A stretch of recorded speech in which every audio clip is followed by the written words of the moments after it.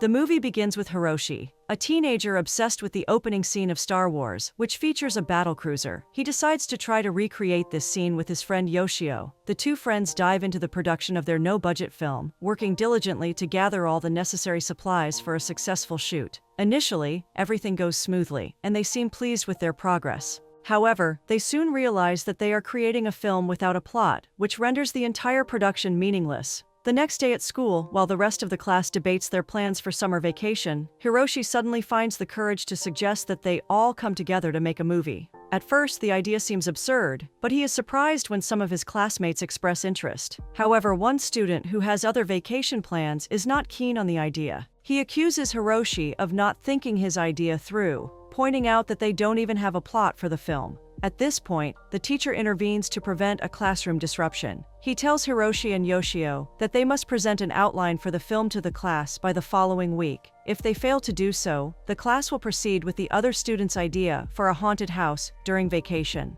The two students receive some extra help when Tsuyoshi, a member of their class, offers to assist them. As they brainstorm together, they quickly come up with a title for their film. The story centers around Earth invaders who come to reverse time on the planet. They present their idea to their teacher. The man is intrigued, but feels disappointed upon discovering that there is no underlying message in the film. Since the film is funded by the school's budget, its purpose is to teach morals and inspire students. They start working on incorporating cultural morals and values into the film, which proves successful, and the teacher gives his approval. Next on their agenda is to persuade Natsumi to join the project. They had previously asked her to be the protagonist in the story, but she declined. Now they hope to be more convincing in their approach. Afterward, the three present an outline of the story to the class. Although the story doesn't make complete sense, both the teacher and the students are captivated by the determination the boys display. They applaud in appreciation.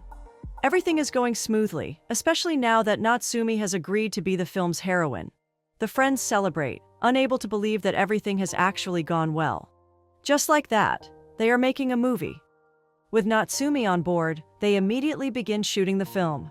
This collaborative effort allows the four of them to bond and learn more about each other, particularly Hiroshi, who has a secret crush on Natsumi. They film throughout the day, taking food breaks in between. It's a process of learning and growth for all of them, and they make sure to savor the experience and live in the moment. As the days go by, the film production continues to advance. One of the students who was initially opposed to the project has now become eager to take on a role. He approaches the team to express his interest, and fortunately, there is an available part for him in the film. His role involves simply eating a plate of spaghetti, but he is happy with that. The team is finishing up the shoot. Natsumi has completed her part but chooses to stay longer. She gives Hiroshi a photograph she took of him during their time at camp. They film the final scene of the movie, and then it's a wrap. The team is done shooting and returns to the school to provide feedback on the production. They report that only a few final touches remain for the film's editing, and they are mostly finished. The teacher is thrilled to hear this and expresses that he is looking forward to the final product. Everyone is excited and filled with anticipation. The three boys spend the entire night editing the film, ensuring that it is flawless. As a result, they become visibly exhausted, often sleeping in class and waking up late in the morning. Later, Natsumi visits Hiroshi and is blown away by his impressive collection. She is particularly amazed when she sees a poster of a film he had produced in the past. During her visit, Natsumi learns that Yoshio has fallen ill, which makes her worry about how they would manage the voiceover for a crucial scene without him. Hiroshi reassures her, offering to do the voiceover for his friend.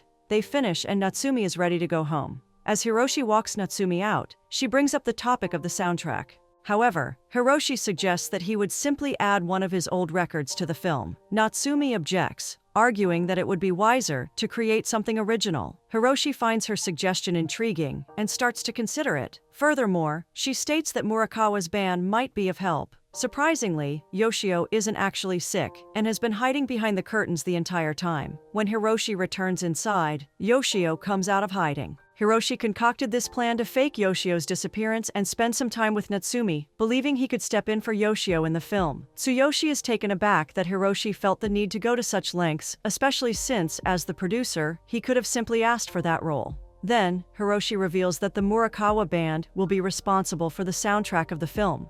Tsuyoshi mentions that Natsumi has recently started managing that band, which shocks Hiroshi. He exclaims that having timed music would be fantastic and is unsure of what to do. Afterward, Hiroshi and Natsumi go to check out the band play. They're in the process of making music for the film. Natsumi appears to be deeply entertained by their performance, while Hiroshi remains uncertain. Afterward, Hiroshi takes the track to his friends to listen.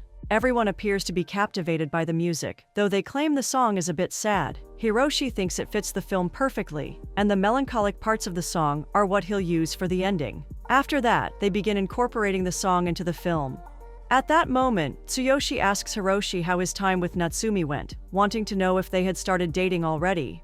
Hiroshi, however, avoids the question and pretends to be too focused on the film to answer. However, he isn't fooling anyone. At night, the boys stay up editing the movie, while during the day, they sleep through their classes. They finally finish editing and seem impressed with the outcome, radiating joy and nodding their heads in affirmation. The school's festival has arrived, and the entire class is excited to finally see the movie. Posters have been put up around the school to advertise the film, and everyone is filled with anticipation. They have managed to attract an audience and get everyone seated, preparing to watch the long-awaited film. Time reverse. The teacher is proud of his students for their hard work and dedication. In just a few minutes, the film will start, but Natsumi is nowhere to be found.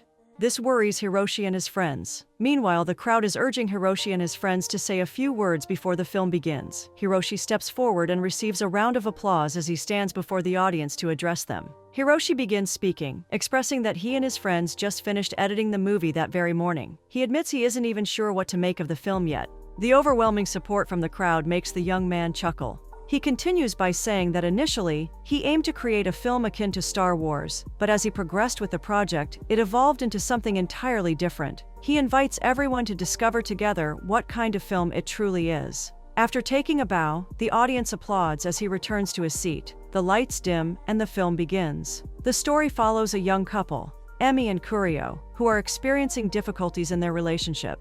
Eventually, Emi decides to part ways with Kurio, leaving him devastated. He tries to chase after her, but she tells him not to follow. In frustration, he kicks a can of Coca-Cola that lies on the floor. Suddenly, something strange occurs. A mysterious force throws him to the ground. When he gets up, he sees the can of Coca-Cola suspended in midair. Fear grips him, and he runs back to Emi. When he finds her, she has made a shocking discovery as well. It seems as if time has stopped. They observe a waterfall that usually flows continuously, but now it has paused. Suddenly, the water fountain starts flowing again, and everything appears to return to normal. Or so they think. They soon realize that time is reversing. People are walking backward, and cars are driving in reverse. But Emi and Kurio remain unaffected by this strange phenomenon. The two can't help but wonder why all of this hasn't affected them. They decide to approach others to try to unravel the mystery of these strange occurrences. First, they encounter a man eating a plate of spaghetti in reverse. Then, they see two people engaged in conversation. However, when they walk up to them, the two people seem unaware of their presence, as if they can't see them at all. Things become even more unsettling when Kurio tries to touch one of them and feels a shocking sensation that prevents him from making contact. As they are exploring, they notice something strange approaching, a large metallic object that resembles a spaceship. Excited and curious, they rush towards it, eager to get a closer look. The vessel emits a loud noise as it lands, and both of them are filled with questions about what they have just discovered. They stand in awe, wondering if whoever has piloted this ship has the ability to reverse time. Suddenly, a robot-like device slides down from underneath the vehicle and zaps the two of them. In an instant, they disappear and find themselves inside the spaceship. There, they encounter a cybernetic intelligence that looks exactly like Emi. Startled, Emi questions this strange being, asking why it resembles her. The entity explains that this is its temporary body, and that it has taken on the form using information from Kurio's mind. This being does not deny its role in reversing time. It claims that by turning back evolution, humans can correct the mistakes they made throughout history. This initiative is called the Human Evolution Correction Plan. Emi asks what exactly went wrong, and the being explains that while humans evolved from apes and built civilizations, the human race is now in danger. The issues include pollution, war, and riots. By taking each other's lives, humanity has become contaminated. Currently, humans are exploring outer space, further spreading their turmoil. This is why the inhabitants of outer space are frustrated and have decided to intervene. They believe this is the best solution for humanity. Kurio wants to know why he and Emily weren't affected during the reversal. The being explains that before the process began, there was a barrier around them. When asked why it chose them, the being reveals that it needed someone to talk to. It claims to be just a machine with no soul, but mentions that a meteor shower struck on its way to Earth, causing part of it to break. At that moment, it gained a heart, and the circuits that contained it were damaged. Now, it desires to communicate. The being could not land on the sea because the barrier was vulnerable to water, so it searched for a place to land and saw the two of them. It wanted to speak with them and make friends. After this emotional exchange, Curio and Emily are sent back so the process can begin. Emily apologizes for being mean to Curio. The being returns them to the moment of their big argument, erasing any memory of all the strange happenings.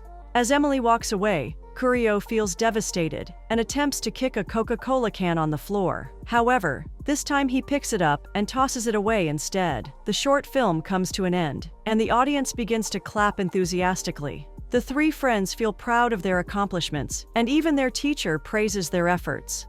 In this moment of joy, Natsumi is still nowhere to be seen.